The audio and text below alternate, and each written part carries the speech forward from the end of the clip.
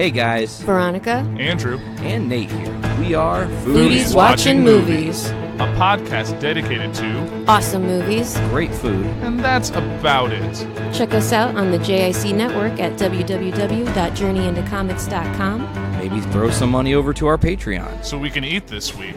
And now, your feature presentation. The following is a Journey into Comics network production. From the suburbs of Chicago and Illinois, this is The Puhr Report with your host, Andrew Puhr. Welcome back, ladies and gentlemen, to episode 33 of The Puhr Report. I am your host, Andrew Puhr, and I want to thank you for joining me here today. Now, for those of you who have been not following the show's format's usually I talk about some recent events going on in the world of government, entertainment, just kind of covering the full gambit of news in our day and age, and in the age of President Donald J. Trump, that can tend to be a lot of things. And this will be my last episode in that format, at least for a few episodes. I'm going through some stuff right now that'll kind of tie me up a little bit until June. I've talked about it in previous episodes. With wedding stuff and house stuff, it's going to be a little bit of a hectic schedule here, and I want to make sure I still bring you great content. So I'm going to be moving from this format to a series of profiles on important people or people that are in the news recently. I'm going to try and keep this as current as possible, even if I do record these a little bit in advance, just as my schedule allows, just so I can't get you the latest breaking news as of Monday. So with that said, I have a list of some of the people I'm going to be focusing on right away, and that involves Mark Zuckerberg after his recent appearance in front of Congress. It'll be on Michael Cohen, Trump's lawyer, and Paul Ryan, the outgoing Speaker of the House. Also, probably will touch on some few people, and if anyone jumps out as we're preparing episodes, they'll be added to the list. Not sure who's going to come next or what's going to be episode 34 yet, but once I know. But the good news is some might come up at multiple at a time. So for your Patreon subscribers, if you pay $1 for early access, you will get to listen to those episodes early. And while you're already in the Patreon page at patreon.com/journeyintocomics, you can, for $3, you can have access to The Road to the Infinity War, which is rapidly approaching Infinity War, which comes out in, I believe, next week.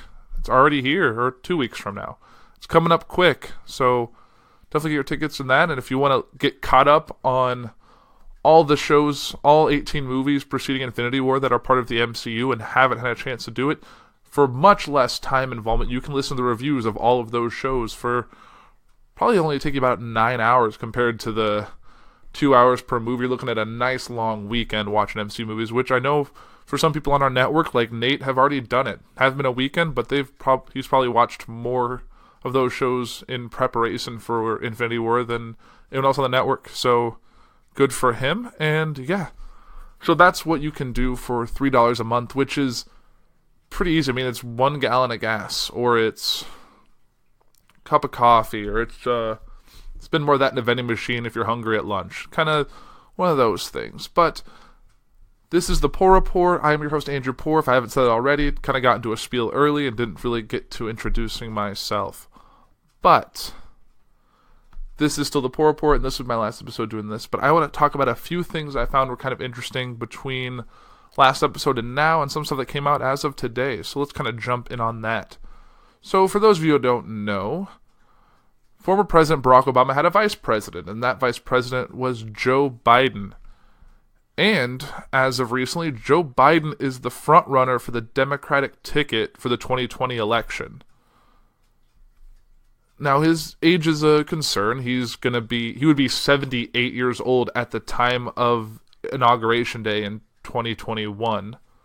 But that's not to say that President Donald Trump will be that far off. He's about 4 years younger than Joe Biden. So we're kind of splitting hairs. I know 4 years, you're comparing a 75-year-old to a 78-year-old. It's not really that big a deal. So we'll kind of have to see how that shakes out. But according to this article from Politico, Joe Biden, who leads the Democratic 2020 presidential field in early polls, has all the markings of a frontrunner. He possesses a sterling resume, access to a donor base, name recognition, and 8 years of loyal service to a president who's loved by the party base.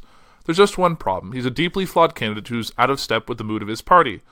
Biden hasn't announced he's running for president, of course, but he's made clear he's seriously thinking about it. On Sunday, he confirmed it again on MSNBC's Political Nation. The decision, he said back in February, will be based on whether it's right for me to do. But that's the wrong question. What Biden should be asking whether the party wants him and not just whether he should seize his last chance.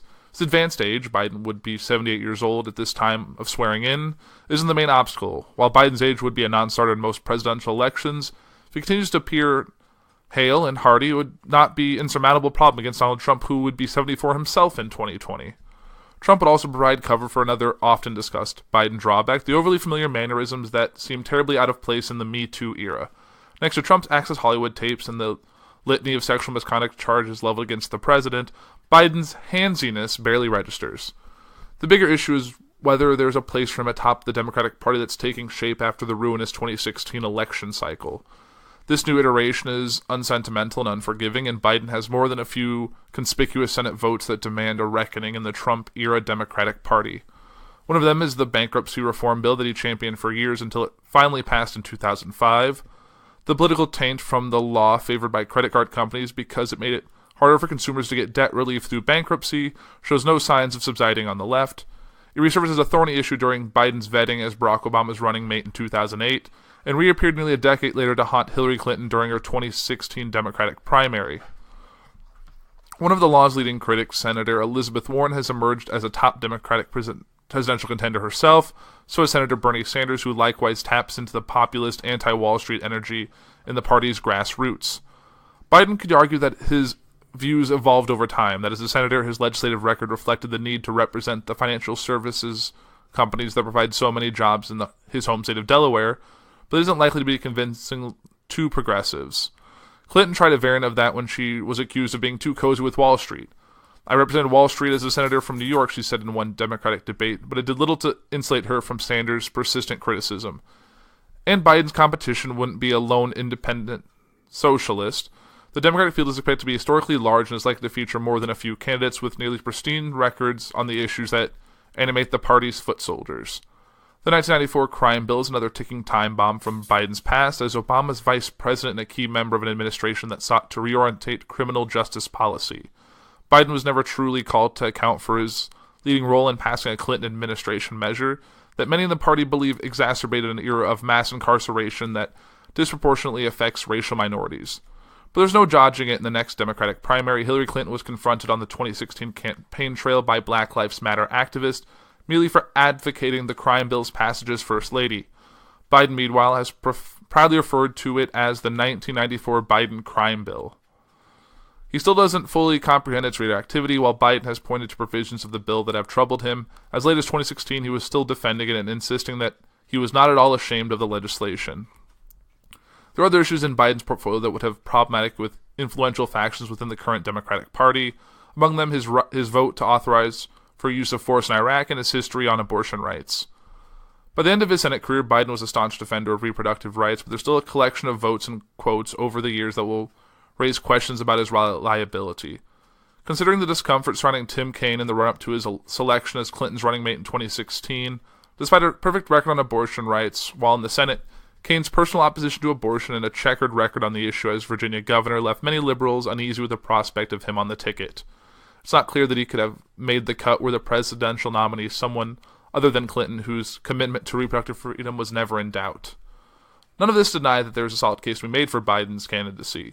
It begins with a deep reservoir of goodwill, his retail politicking skills are undeniable, and his qualifications for the White House are unrivaled. During a moment when preparation for the job is no small matter, he is for the most part a mainstream liberal who even publicly supported gay marriage before Obama did. No one doubts Biden could take the fight to Trump. In fact, he's already begun calling the president a joke, telling him to grow up, and most recently musing that he would beat the hell out of Trump if they were in high school. Would love to see that. Biden reveals in his role as the party's special emissary to the middle class, and he remains the rare national Democrat who can connect with blue-collar constituencies that have long since left the fold. When the party needs to speak to Green Bay or Youngstown or Western Pennsylvania, Uncle Joe is the guy who gets the call. It is a sign at times that the familiar out-of-power Democratic hand-wringing about how to win back the white working class is quieted. It's no longer a universally held opinion that it's necessary or even prudent for the party to chase voters who cast a ballot for Trump. Within some party circles, working-class whites are not viewed as essential to the racially diverse coalition that believe represents the party's future. And a septuagenarian white male, Biden is a highly unlikely prospect to lead the new coalition. It's a testament to a talent that's even subject to debate. And my own personal thoughts on this: yes, Biden would do the job well. Yes, his age is of concern, but being that close to Trump's age, it's not really out of the question. I just think it's time for kind of a new slate of candidates. I don't want to see Elizabeth Warren back. I don't want to see Bernie Sanders back. I really don't want to see Joe Biden back. I mean, he obviously didn't campaign in 2016, but I remember breaking news. I remember actually watching it on a random weekday morning when he announced that he wouldn't seek the 2016 nomination or wouldn't run, which ultimately gave Hillary a chance. I'm pretty sure if Biden would have thrown his hat into the ring, Hillary Clinton probably wouldn't have won the nomination. Then it would have been an interesting election between Donald Trump and Joe Biden. If Donald Trump was even the candidate at that point, that may have caused other concern or confusion. So who's to say what 2016 could have been if Joe Biden had run earlier? But it'll be interesting to see what the Democratic Party brings out. It could be the Trump effect that we saw in 2015, 2016, when we had, 8 or 9 candidates for the Republican nomination, and all of them seemed pretty much the same except Donald Trump, who was the outspoken, politically incorrect speaking person that stood out amongst the crowd. And as all these other candidates kind of cancel themselves out, Trump always seemed to win, or at least seemed different enough to get votes. I don't want, people voted for Trump because he wasn't the same. He wasn't like the other 8 that they've seen before. And that's part of the reason why he won. That and everything else that happened with the Hillary campaign, but that's beside the point. So it'll be interesting to see. I wouldn't be surprised if Joe Biden decided to run, that he would get the nomination. I don't know of anyone else coming up that has a chance of getting it. Either they have two interesting views, or there's no one who seems to stand out the way Barack Obama stood out in early 2000s, or really how fast Donald Trump caught fire before this election. So it'll really be interesting to see how this election shakes out.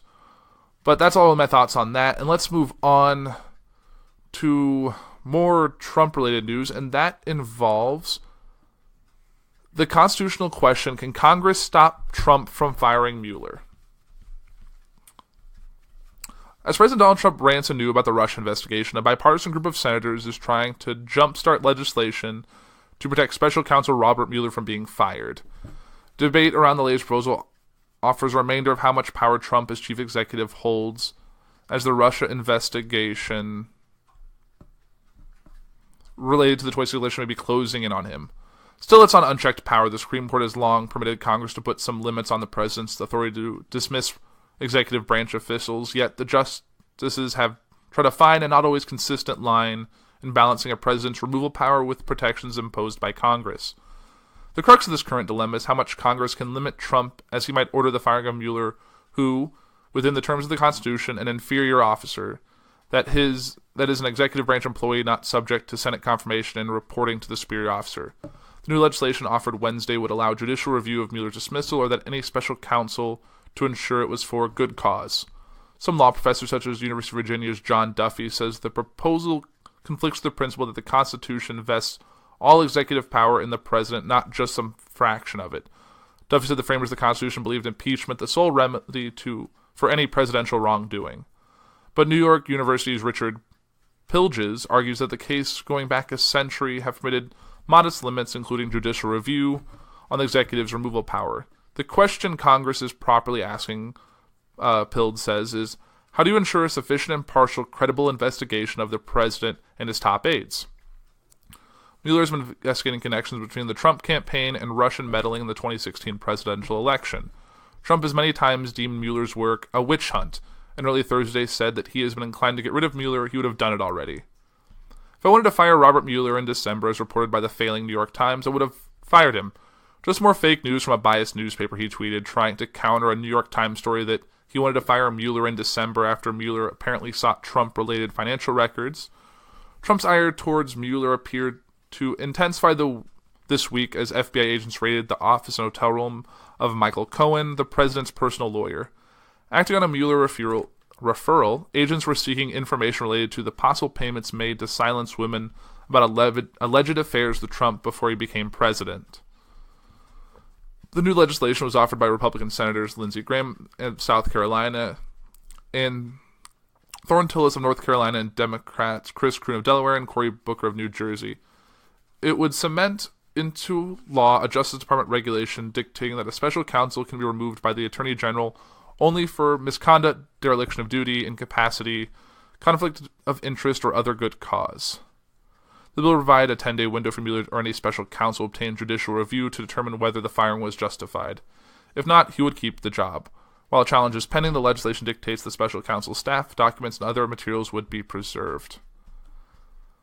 This is kind of weird. I don't feel like I've read this article or I've talked about this article before.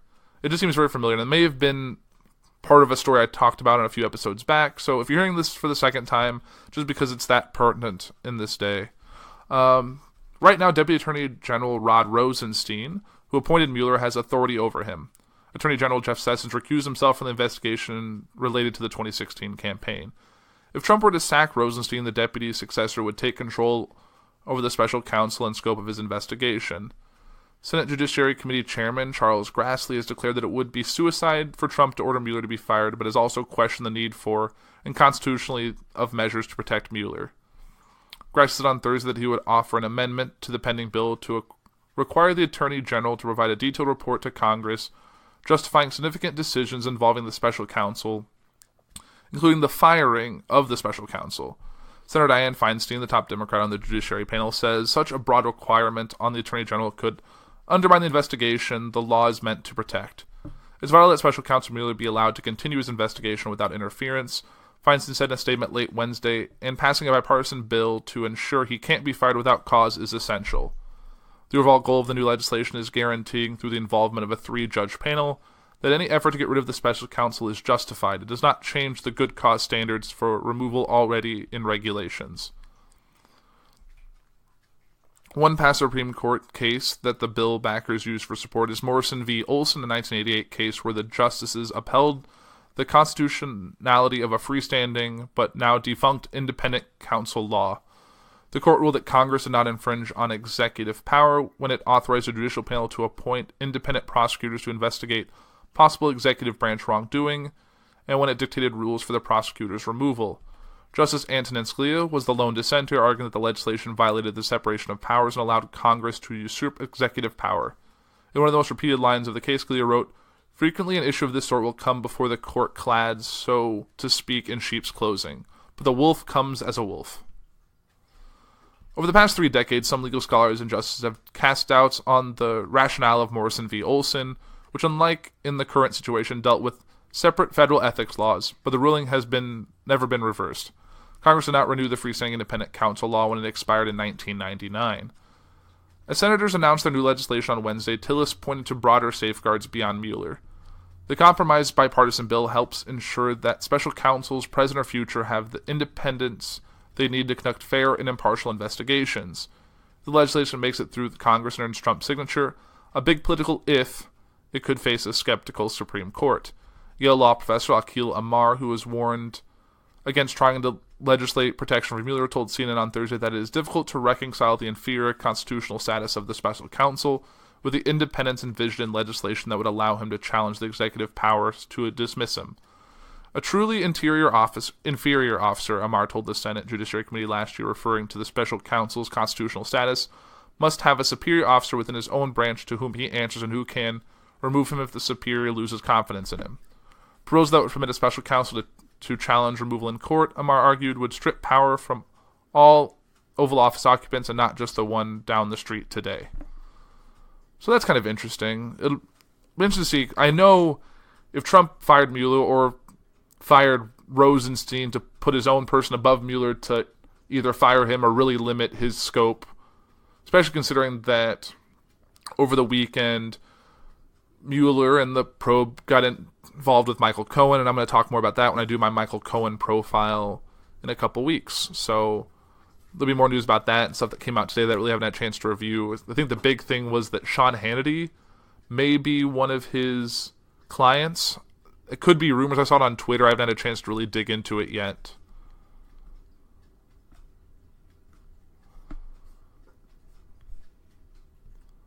And I guess the last thing I want to talk about really involves the more Trump-related news, and that involves James Comey, the former FBI director, in a recent interview regarding his book that he released. Comey says Trump is morally unfit to be president and possibly susceptible to Russian blackmail.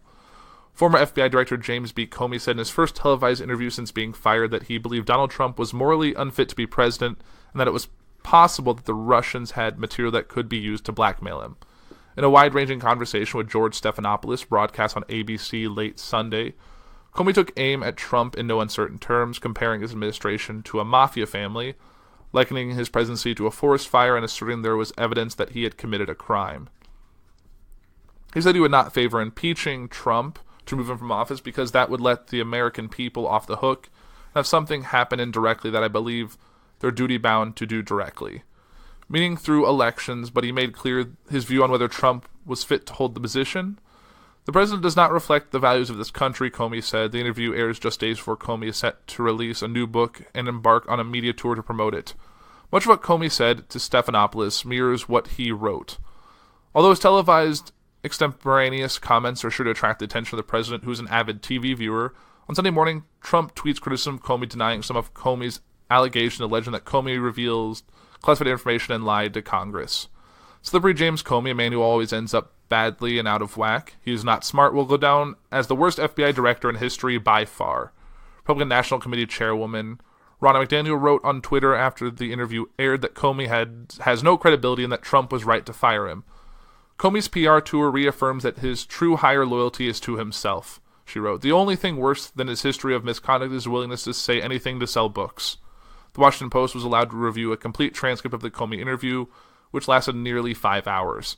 As did in his book, Comey detailed in the interview Trump's fixation on unproven allegations that he watched prostitutes urinate on one another in a Moscow hotel in 2013, asserting that Trump at one point said he was contemplating ordering Comey to investigate and disprove the incident because he did not want even a 1% chance that his wife, First Lady Melania, would believe it happened. Comey said that it struck him as odd. I remember thinking, how could your wife think a 1% chance you were with prostitutes peeing on each other in Moscow, he said. Adding that his assessment was, it's possible Trump is guilty of the accusation. Honestly, never thought these words would come out of my mouth, but I don't know whether the current president of the United States was with prostitutes peeing on each other in Moscow in 2013, Comey said. It's possible, but I don't know. Comey said it was possible, too, that the Russians might have material that could be used to blackmail Trump. Do you think the Russians have something on Donald Trump? Stephanopoulos asked. I think it's possible. I don't know. There are more words I never thought I'd utter about a president of the United States, but it's possible. Comey described in great detail several conversations he had with Trump, telling Stephanopoulos about how the president asked for his loyalty and how that interaction and others reminded him of his time as a prosecutor in New York, pursuing mob families for whom loyalty to the boss and the organization were the only values that mattered. It's the family, the family, the family, the family, Comey said. Trump has denied asking for Comey's loyalty. Comey offered a blunt assessment of a conversation with Trump on February 14th, 2017, during which Comey maintains the president said of an investigation the FBI was conducting into former National Security Advisor Michael Flynn, I hope you can let it go, Trump disputes Comey's account. With that direction, was President Trump obstructing justice, Stephanopoulos asked. Possibly, Comey responded. I mean, it's certainly some evidence of obstruction of justice, that something really important just happened and that I was another one of these out-of-body experiences. Like, really, the president just kicked out the attorney general to ask me to drop a criminal investigation? Wow, the world continues to go crazy. Comey even took aim at Trump's personal appearance, remarking how his tie was too long, and it always is, and that his face looked slightly orange up close with small white half-moons under his eyes, which I assume are from tanning goggles. The former FBI boss acknowledged he had grave misgivings about the Trump presidency even before it began. In a meeting with President Barack Obama in the last days of administration, Comey says he told the president, I dread the next 4 years, but in many ways I feel great pressure to to try and protect the institution I lead. While Trump bore the brunt of the criticism, Comey also took aim at others, including Deputy Attorney General Rod Rosenstein, whom Trump has been contemplating removing from his post. Comey said Rosenstein had acted dishonorably in writing a memo lambasting Comey's handling of the investigation at Hillary Clinton's use of a private email server while she was Secretary of State. Trump cited the memo in firing Comey, and Comey said that he came to believe Rosenstein was part of the family now. I can't trust him. He later said that though he did not believe Rosenstein would fire Special Counsel Robert S. Mueller III if ordered by Trump to do so, and that Rosenstein has an opportunity in overseeing Bob Mueller to restore some of his professional reputation. As he has in the past, Comey offered a vigorous defense of his handling of the Clinton email investigation. Parts of the interview are likely to revive the fury of Clinton supporters who think he cost her the presidency by reopening the email investigation less than 2 weeks before the election.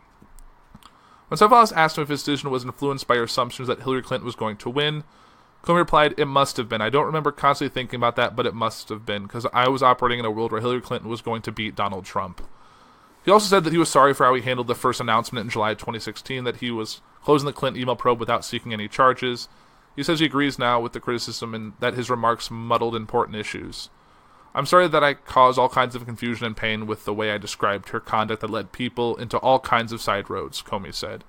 He was also at length about his complicated relationship with former Attorney General Loretta Lynch. Previously, Comey's defenders have argued that a Russian intelligence document the FBI received in early 2016, suggesting Lynch would protect Clinton in some fashion from the email probe, meant that he had to cut her out of the final decision-making process. But the Washington Post has reported that many FBI officials viewed the allegations against Lynch as dubious at best, and possibly one of Russia's very first disinformation efforts during the 2016 campaign.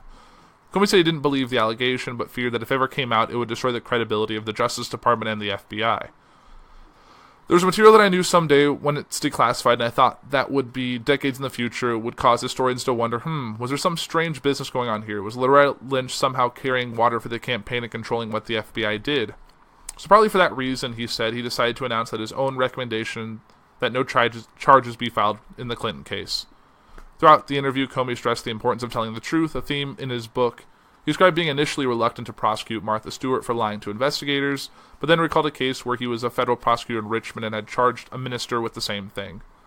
And there once was a day when people were afraid of going to hell if they took an oath in the name of God and violated it. We've drifted away from that day, and so in its place has to be a fear that if you lie and the government can prove it beyond a reasonable doubt, they will prosecute you in order to send a message to all others who might be called upon to give evidence, Comey said. "We must prosecute people who lie in the middle of an investigation." The comments come a day after the Justice Department Inspector General released a report accusing Andrew McCabe, Comey's former deputy, of lying repeatedly as they investigated a media disclosure he had authorized. The Inspector General says McCabe even lied to Comey, although McCabe disputes Comey's account. After he was fired, Comey said Trump issued an order that he would be not allowed back in the FBI building even to retrieve his belongings. His firings came as Comey was visiting the FBI office in Los Angeles, and for a brief moment he wasn't even clear if he'd be allowed to ride on the government plane back to Washington. We got on the plane, he said, "I drank red wine from a paper cup and just looked out at the lights of the country I love so much as we flew home." And that's really the news for today, other than one other thing that I really want to touch on really quick, and that involves former First Lady Barbara Bush. It's been reported that she is in failing health and won't seek further treatment. The source said that she is being cared for at her home in Houston, decided that she does not want to go back into the hospital. She has been oxygen for some time. Her husband, former President George H.W. Bush, is with her, as her daughters Doro and sons Marvin and Neil. Her other sons, former President George W. Bush and former Governor Jeb Bush, have been in and out visiting her the past week. Bush has offered a statement confirming after a recent series of hospitalizations, he decided against seeking additional medical help and will instead focus on comfort care. It will not surprise those who know her that Barbara Bush has been a rock in the face of her failing health, working not for herself, thanks for her abiding faith, but for others. She is surrounded by a family she adores and appreciates the many kind messages, and especially the prayers she is receiving.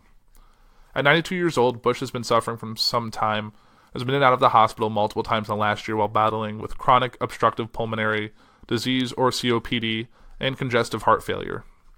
Most recently, she was admitted to Houston Methodist Hospital on Good Friday suffering from shortness of breath. She was doing better and has been released earlier this past week, but started to get worse in the past couple of days. People are generally aware that Bush Sr. suffers from a form of Parkinson's disease that has him in a wheelchair. However, most were not aware of the former First Lady's health problems, which started about 2 years ago. The Bushes have been married for 73 years. The former president wrote in his book, All the Best, George Bush. We are two people, but we are one. Bush is the only living wife of one former president and the mother of another former president. She has dedicated her life post-White House to the life of literacy, or to the cause of literacy, and she and her husband have raised more than $1 billion for charities since they left office.